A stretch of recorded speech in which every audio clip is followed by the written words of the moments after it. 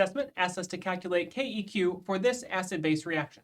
Our equation for KEQ can be written as 10 to the pKa of the product acid minus pKa of the reagent acid. That means we need to know the pKa of the acid on each side of the equilibrium. The acid on the reagent side of the equilibrium is water. Water has an approximate pKa of around 16 or so. And our acid on the product side of the equilibrium is butane, the alkane. Alkanes have a pKa of around 50 or so. With these pKa's, we can plug them into our formula for KEQ and solve for KEQ.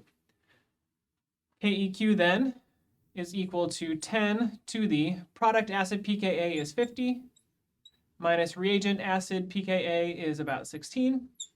And so KEQ for this reaction is approximately 10 to the 34.